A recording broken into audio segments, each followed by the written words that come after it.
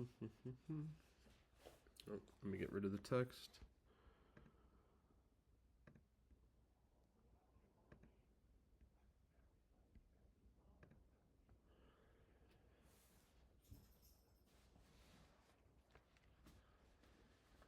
All right, so I'm going to continue with our lessons on group theory. I'm going to talk about group actions today. And again, we're following this book, the Jacobson Basic Algebra book. Right.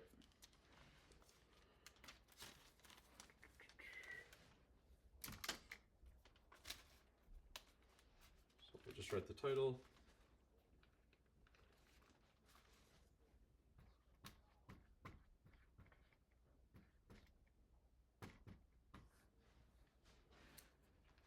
Groups acting on a set.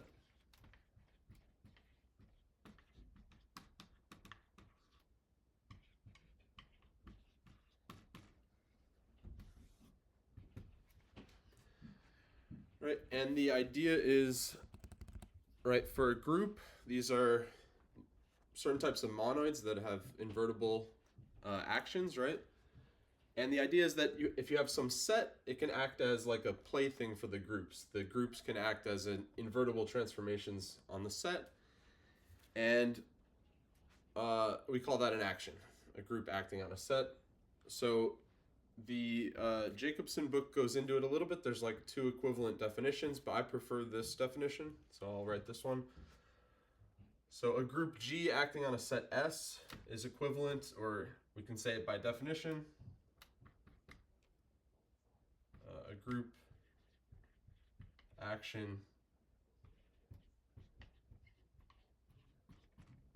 of G on a set S is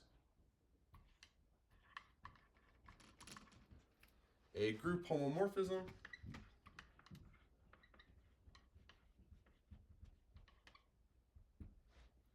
from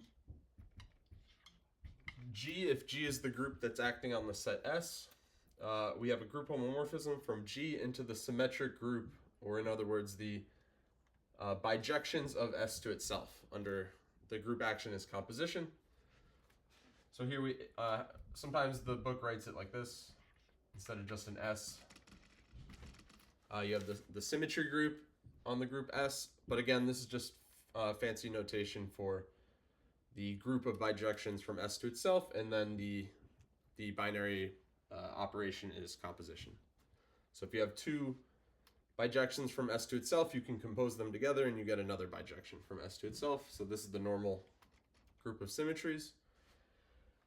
So this is sort of like we're transferring the elements from G into acting as symmetries on S in some sort of way that agrees with the composition here. So that's kind of wrapped up all together in this definition, in the fact that this is a group homomorphism. So if you don't have this group homomorphism property, then this could just be any map, and then it loses the meaning that what we mean when we say G is acting on a set S. We mean that the composition combining elements in G is compatible with this map. So we can combine or compose elements of G here first and then send them through the map, or we can send them through this to their symmetries here and then compose them later, and we should get the same thing. And that's what it means for G to act on a set. You have this map, right? But it has to be a group homomorphism, so that's very important. And another way to write this is to say that for each element in the group, there is a corresponding symmetry of S that it gets mapped to. So phi of G, for each G, little g, in the group, phi of G is a bijection from S to itself.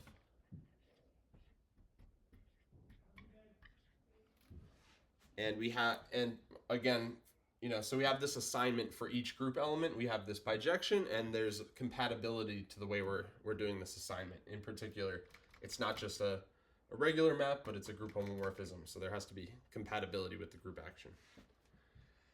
Okay, so Yeah, so we have groups, and this is like kind of their natural realm of the space of things that they act on, right? You have groups, which are the sort of the abstract idea, and then you have a set, which could just be like a set of points, or could be a sphere or some geometric object.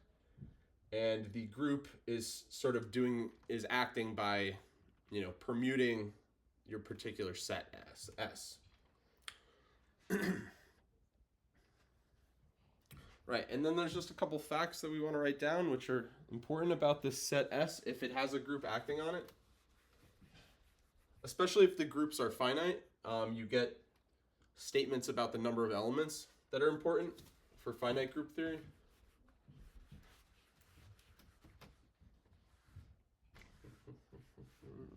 This down.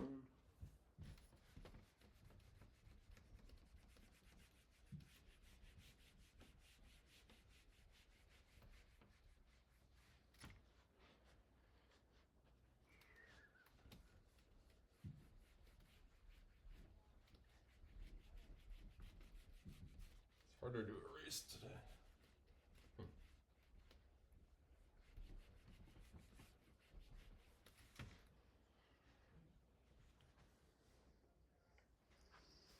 Okay, so one fact that's very important for group actions, so I'll just write it as a fact here. We're not going to really prove this. I might give you some sort of like motivation for why this should be true, but I'm not going to prove it. And also notation wise, sometimes I'll write, just to save time, G acting on a set S this way. So it'll be like G, this is a group action of G on a set.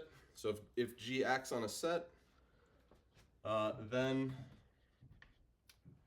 in particular, it sort of breaks S into a disjoint set of orbits. So that's kind of like a mouthful, but I'm going to draw a picture for it also. But here we're going to say that S sort of breaks into this disjoint union. So could possibly be infinite, but let's just think of the group as finite for now, just to make the notation easier. So, or not necessarily group, but let's say S is finite. We could say the group and S is finite, just to make things easier. So if G is a finite group, it's acting on a finite set. Then in particular, S is going to break up into a disjoint union of the orbits of the action. And I'll write down what that means more exactly. But S is going to be, and if it's a finite set, then there's going to be some finite number of orbits. And it's going to break into a disjoint union of these.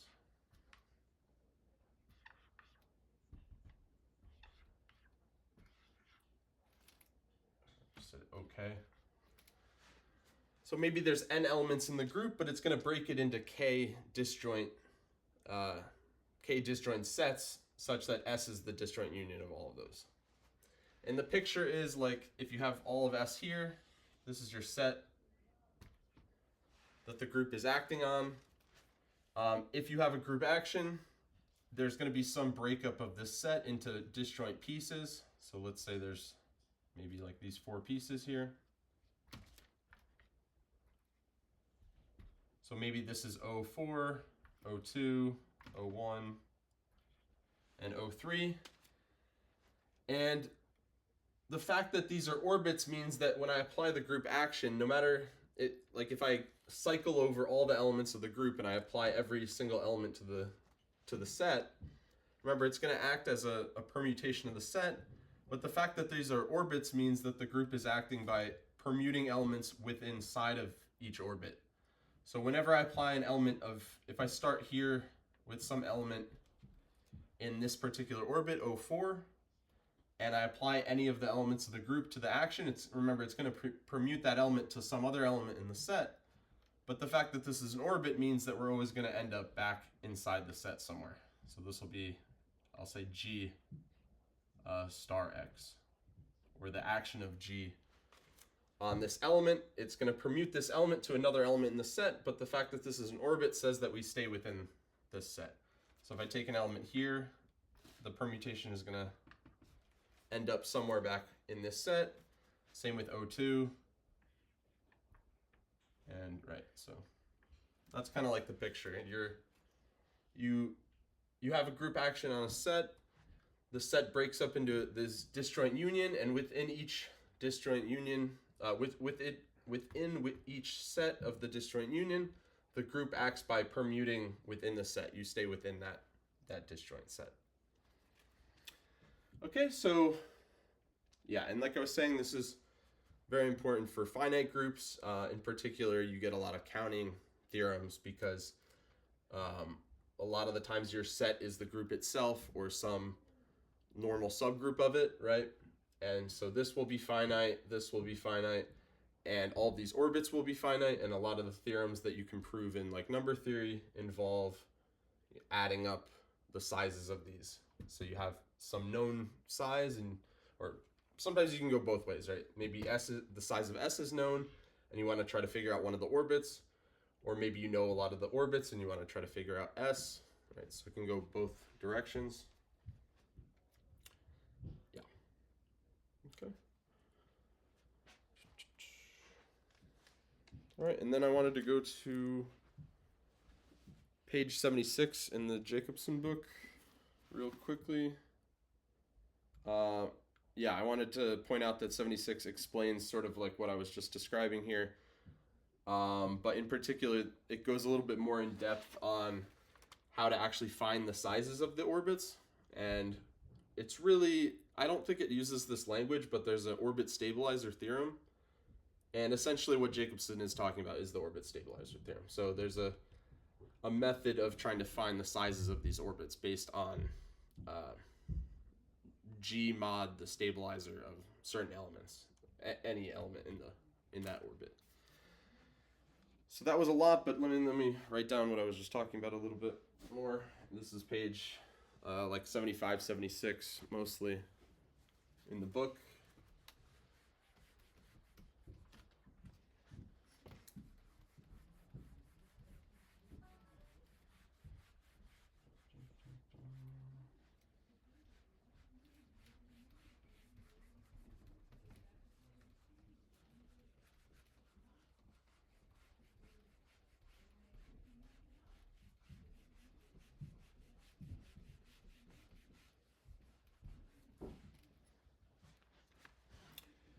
All right, so yeah, again, I'm not really going to prove anything here. I'm just going to point out that this is an important part of the book.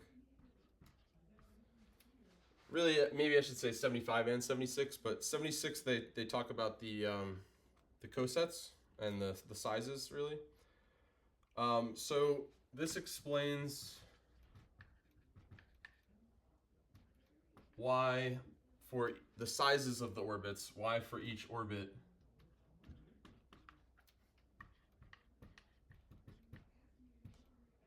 you can always find the size of an orbit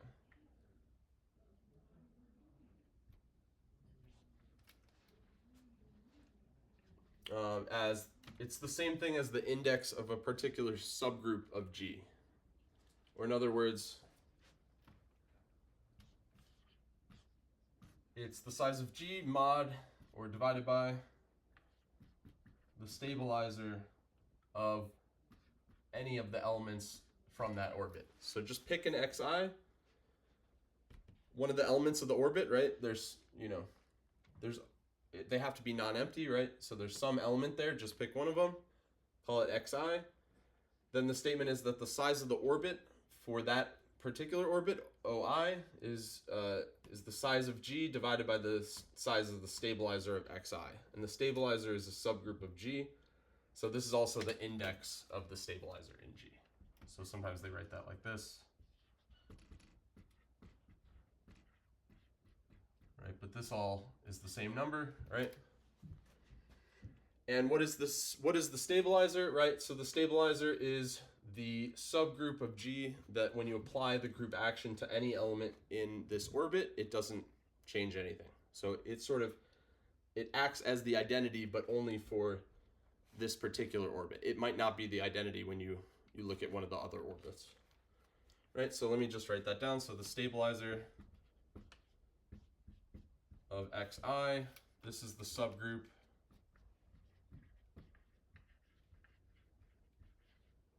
of all G in the group such that when you apply the group action, so phi of G of xi,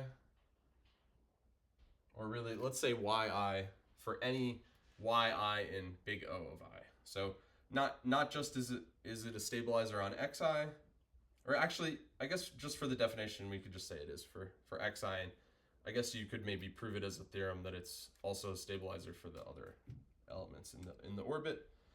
So the stabilizer of xi is going to be the subgroup of all G in the group such that phi of G fixes xi. So phi of G is a permutation, right, of the set, and when you apply it to xi, you just get xi back. Or in other words, it acts as the identity on xi.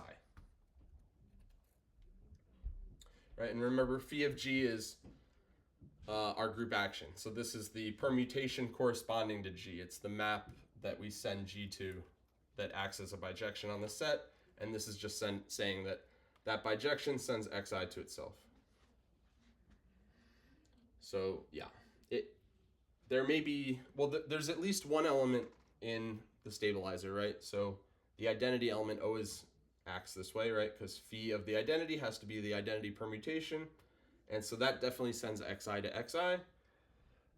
And I think for some, well, definitely for some group actions, the identity is the only stabilizer, but yeah, it could be bigger. It doesn't have to be. And like I was saying before, just to reiterate, this is used for a lot of counting theorems, right? Because we're counting the number of elements in this orbit, or relating it to some subgroup, which we know has to divide, the size of the subgroup has to divide the order of the group. Yeah, and then for particular group actions, like the one we're going to do next, I believe, like a group can act on itself by conjugation or by left translation. You get different notions of what the stabilizer is for those actions. Like for the conjugation action, the stabilizer becomes something called the centralizer of this element. So in that case, with the group acting on itself, xi would be an element of a group, and then the stabilizer is something like we just said is the centralizer. Let me go into that. Right, so the group acts on itself by conjugation. That's one group action. It can also act on itself by left translation. I believe a normal subgroup can be acted on by the full group by conjugation, since when you conjugate elements of a normal subgroup, you stay within that subgroup. Right, so there's a lot of different group actions, and there's a lot of tools that you can use in group theory to prove things in number theory and other statements, similar related statements. Right, so a special case of a group acting on a set, like we said, is when the set is the group itself or some subgroup, or sometimes it's even cosets.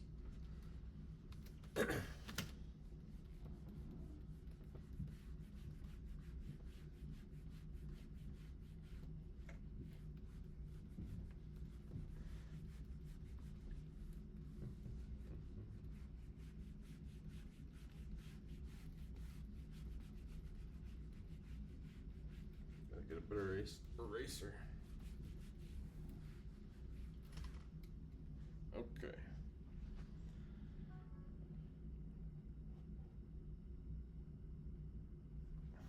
Right, so like I was saying, a special case group acting on a set.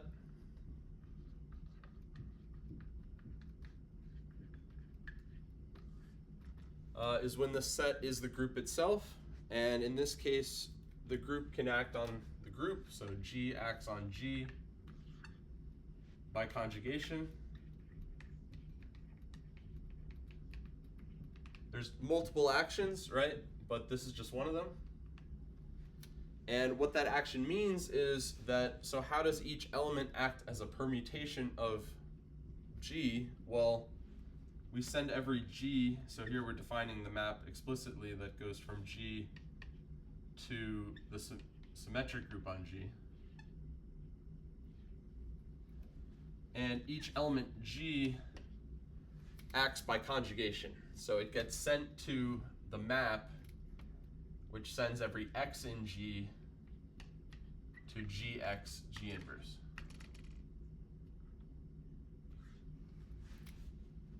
Or in other words, we can call this like phi G or something. Right? This is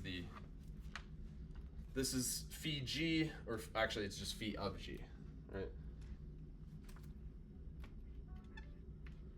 So here we're saying phi of G is the bijection on the group, which sends every group element to its conjugation by G. This means we do G inverse first, multiply by X on the left, then multiply by G on the left of that. And the order does matter, right? Because G and G inverse, G might not be, you know, the order may matter. That's what I'm trying to say. I think I was looking for the word abelian, but I meant I'm losing the word right now. But yeah, it's not acting like it possibly might not be abelian, so G inverse, we might not be able to pull it to the other side. So this is usually some other element of X, unless G and X commute. That's the word I was looking for, commute. So if G and X commute, then we can pull the G to the other side of X and cancel everything. But usually this is not the identity map. Usually conjugation by G is a non-trivial map. Unless you're in a abelian group, then of course conjugation is the identity. Right, so this is a special case of group acting on a set. In this particular case, the set is the group itself. The group acts on itself by sending every element G to this conjugation map, which is a symmetry. And the inverse of this would be the conjugation the other way, where we do G inverse X G. Conjugate the other way, or conjugate by G inverse. Right, so in this particular case for this action, the counting theorem that we wrote down before, we can kind of restate it in different words. It gives us a theorem about the group itself and about its center and its centralizers.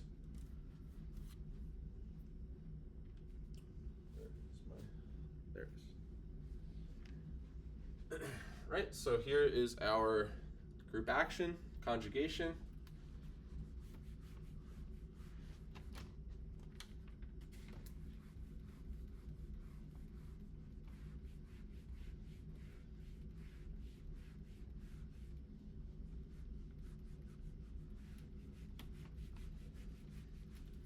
Also, it might be worth pointing out that conjugation, like you've done conjugation before if you've dealt with matrices, right? And in linear algebra, conjugation corresponds to like a change of basis.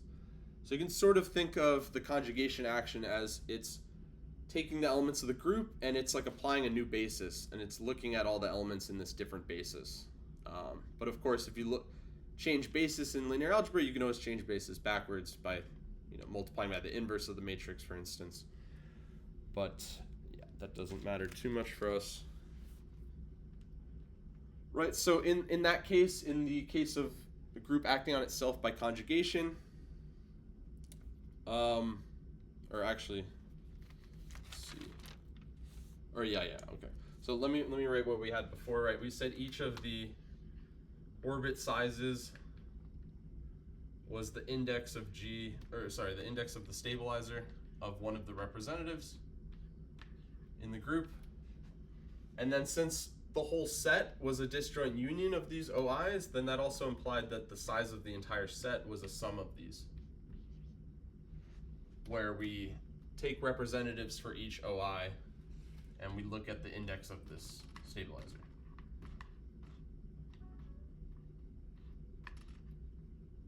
So I here, importantly, we're not summing over every element of the set. We're only summing over one element per orbit. So we're picking one representative here.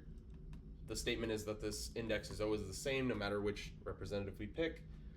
And then we can count the elements in the set by breaking it up into orbits and then counting the size of each orbit, and each orbit has this index size. Or in other words, this is just the size of G divided by the size of the stabilizer, if they're finite groups. Okay, Right, but then in our special case, right, then what is the stabilizer? The question is, what is the stabilizer for the group action, which is conjugation, the conjugation action? And what is an orbit in that case? Or actually, that doesn't matter too much. We just have that the full set is the full group. So for our special case,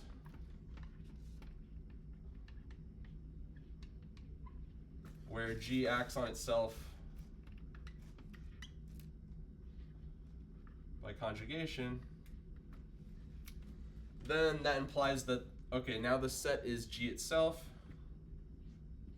So now we're just saying that the group itself is equal to, we can look at the representatives that are in orbits that are of size 1. If an element is in an orbit of size 1 under the conjugation action, that just means that it's in the center, right? Because that means every element of the group commutes with it. And so really we can separate these xi's into orbits of size 1 and then the orbits that are bigger than size 1. And the elements that make up the size 1 orbits, those are just the elements of the center. So every time I'm at, and the center has index 1. So every time there's an element of the center, we're just getting index 1, index 1, index 1. So what they say in the book is, let's just separate these out. Let's just rewrite this as G, the size of G is the size of the center.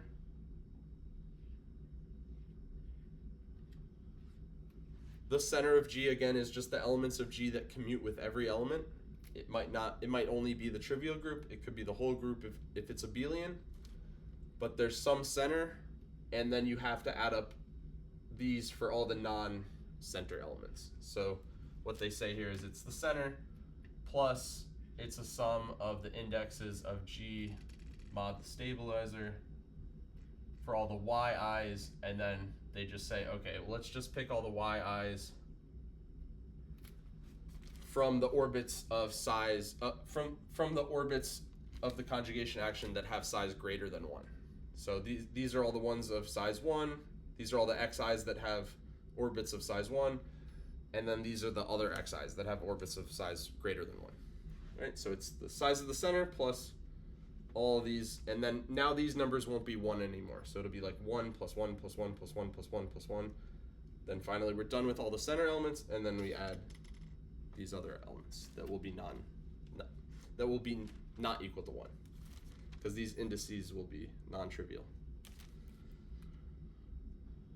Okay, so yeah, probably said this twice or 3 times already, but this is a counting theorem, so you can count if the group is finite, right? It gives you implications about, how big can the center be, how big can these stabilizer indexes be. Oh, sorry.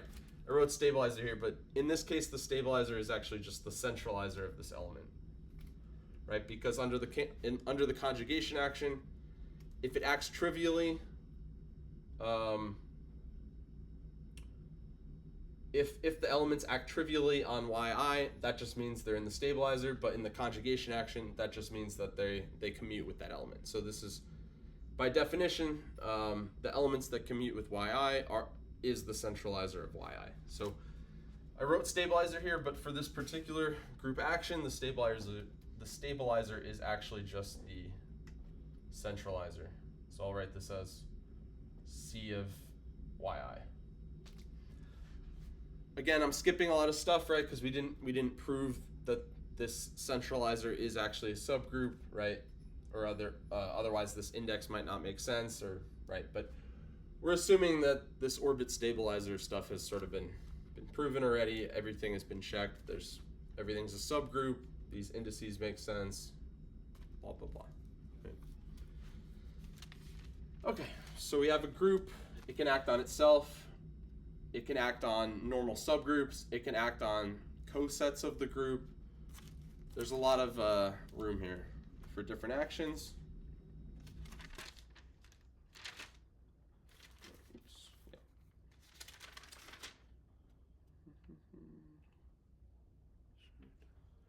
Yeah, I think I'm not going to really write down what the definition of the centralizer. I think you can just look it up in the book or look it up online. It's not too complicated. And you can just think of, if you want to check your thinking or whatever, just think of why is the stabilizer equivalent to the centralizer for this particular action. So when you're acting by conjugation, you have the stabilizer of the group action, but in this particular case, when it's conjugation, you actually just have the centralizer. So that's probably something important that you want to think about just to get a better grip, make sure you understand what's going on. And then finally, I'm going to do one last thing, which is on page 78. I'm going to go over exercise 1. And I think it's an interesting problem. So I'll write it down here in a second, but really it just is talking about a particular cyclic subgroup of a symmetric group of size n, or acting on n things, so it has size n factorial. And we want to show two things. So we want to show that the conjugacy class of this element has a certain cardinality, and then use that to try to prove that the centralizer of this element is the cyclic subgroup generated by it. So it's a mouthful, but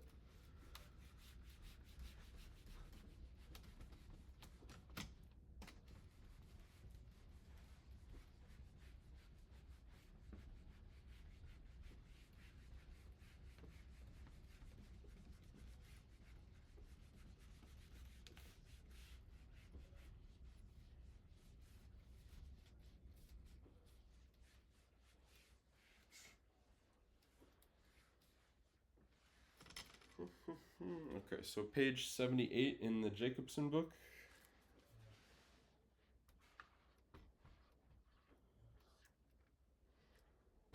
All right, exercise 1, and it says, so we're going to pick a permutation, gamma. This is going to be the permutation that cycles 1 through n. So it's the permutation that sends 1 to 2, 2 to 3, 3 to 4, 4 to 5, 5 to 6, blah, blah, blah, up to n. So it sends n minus 1 to n, and then it sends n back to 1. So that is a permutation of 1 through n. And the problem asks, show that the conjugacy class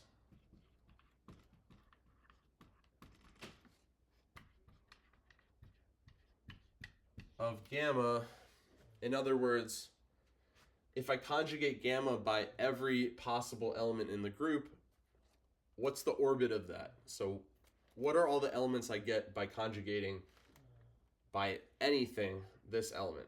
So I take G gamma G inverse for any G. What are the things I can possibly get for that? That's the conjugacy class, right? It's just another way of saying it's the orbit under the conjugacy action. So we want to show that the conjugacy class of this element has exactly n minus 1 factorial cardinality. So it has cardinality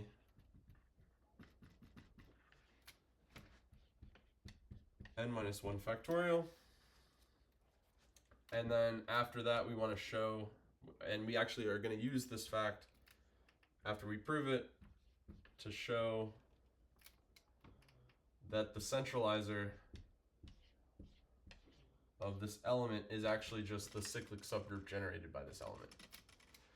So it's gamma, gamma squared, gamma cubed, gamma to the 4th, gamma to the 5th, gamma to the 6th. Yeah, until you get the identity, right? This element has order n, so if I do it n times, gamma to the n is actually the identity, right? Because then 1 goes to 2, then it goes to 3, then it goes to 4, then it goes to n, and finally n goes back to 1, so 1 would finally cycle back to itself after n cycles. Right, so this is really a two-part problem. This is the first part, right? We want to show that the conjugacy class has cardinality equal to this, so there's this many elements in the conjugacy class, or in the orbit under conjugation. And then we want to show that the centralizer of this element is this, and for the second statement, we're going to use the orbit stabilizer notions that we were just talking about before, because we know that the orbit under the conjugation action has this number of elements. So if we assume the orbit under conjugation. If we prove the first part, then that would mean that this would be n minus 1 factorial. But the orbit stabilizer stuff we were just talking about previously says that this is equal to the index of this centralizer, right? So it's n factorial, which is the size of the full group, divided by the size of this centralizer.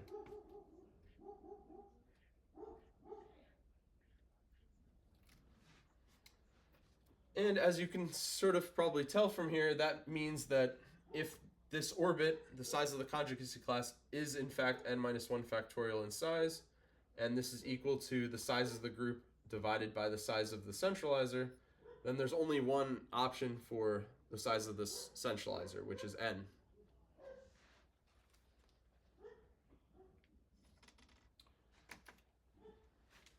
Let me just highlight that.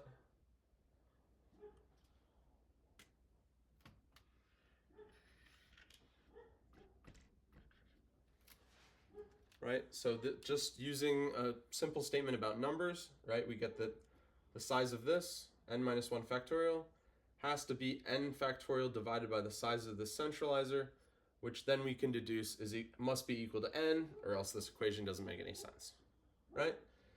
And if the centralizer has size n, and it contains this cyclic subgroup of size n, well, then it must be equal to that, because there's no way a subgroup can contain another subgroup and have the same number of elements unless they're just exactly equal to each other, right? So that's basically the argument. We skipped the first part, but I think the second part is actually interesting. We say that, okay, if we showed the first part, then this orbit under conjugation has this size, n minus 1 factorial.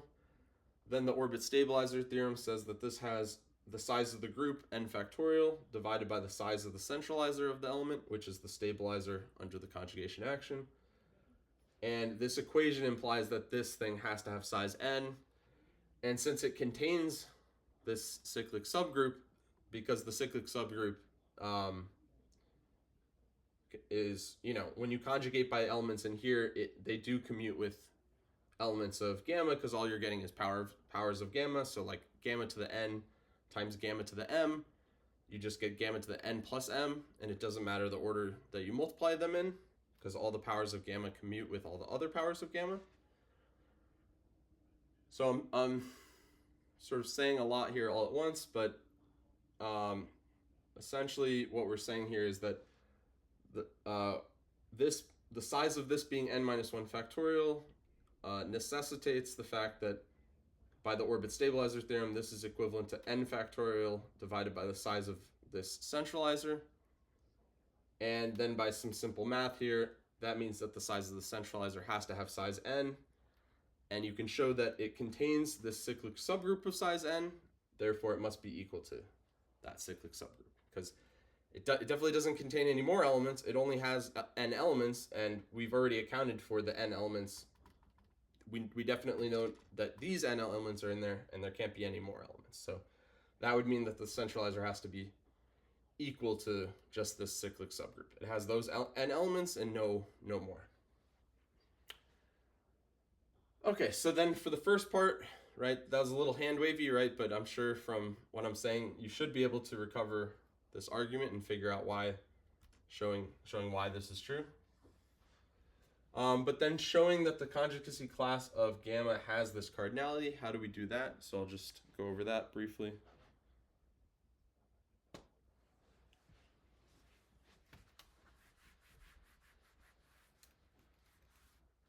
I'll leave that.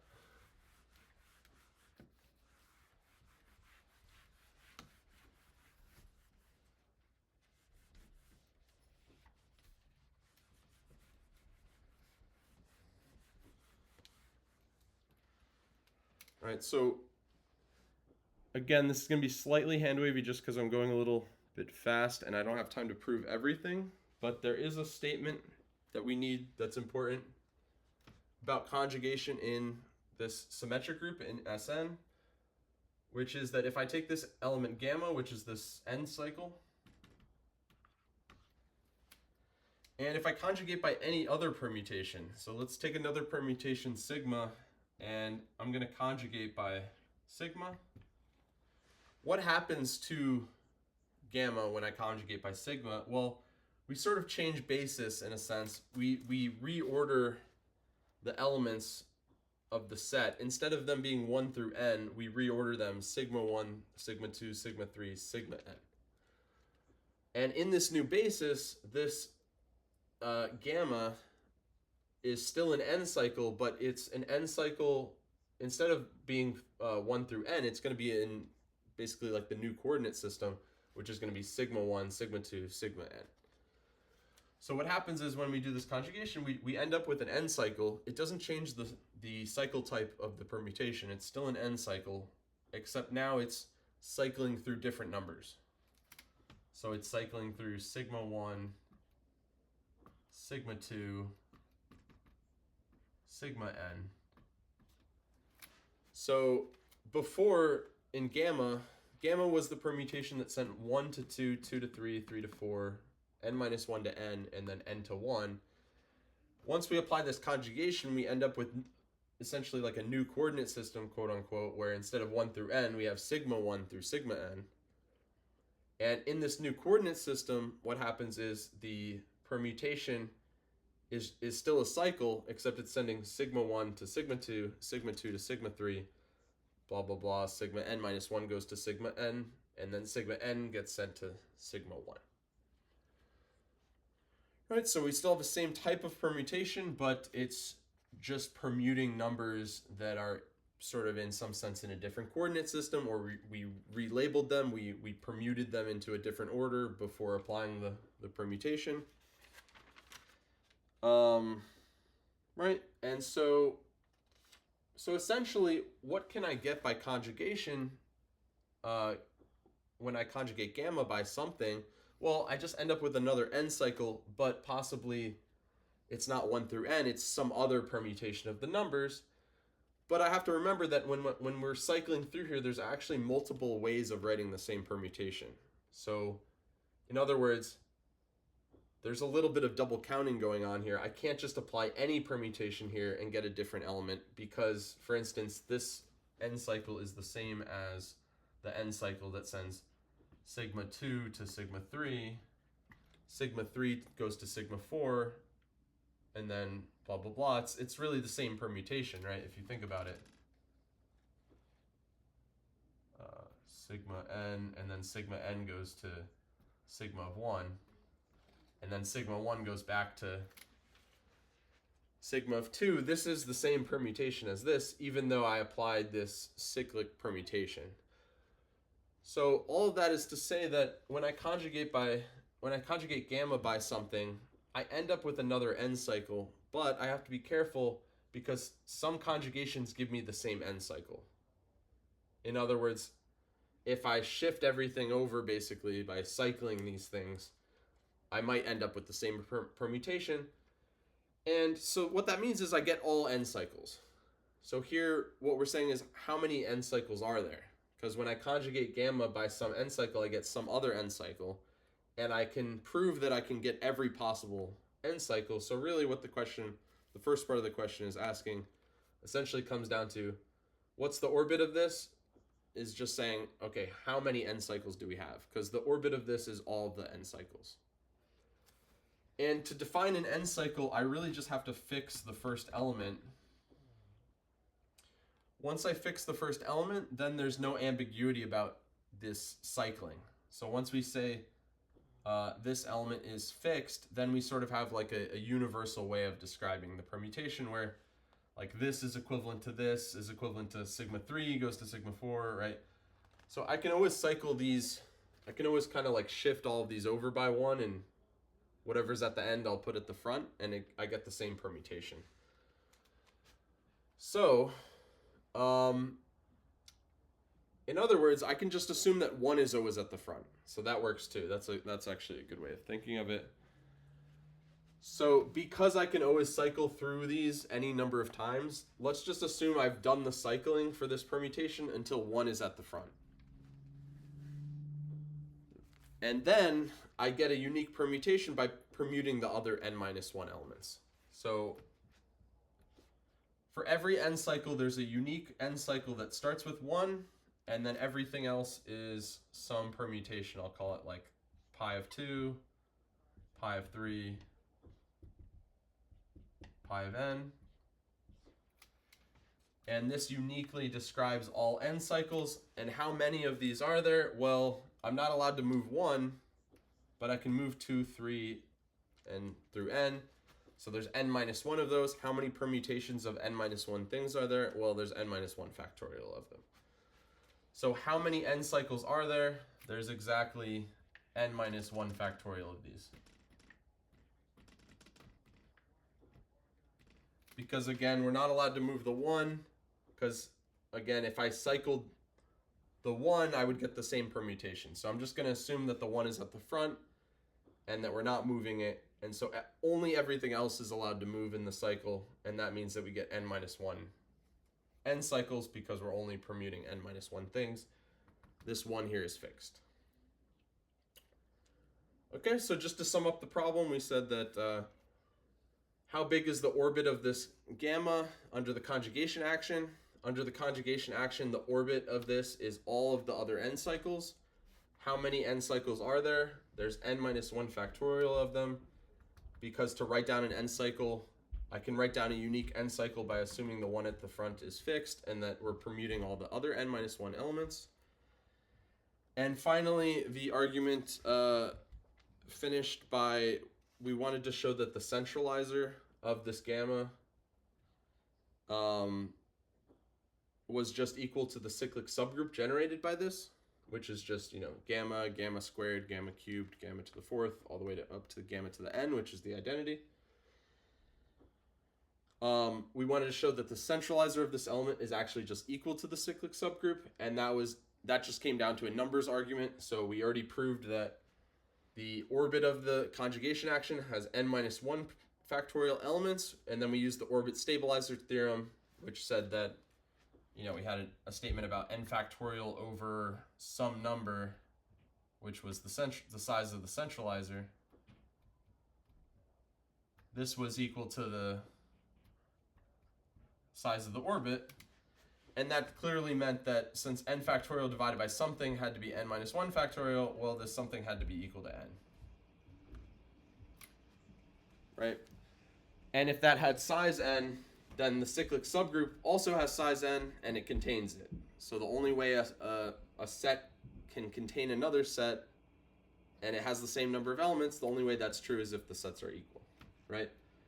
So the fact that the centralizer has size n, and the fact that it contains the cyclic subgroup generated by gamma, says that they have to be equal to each other.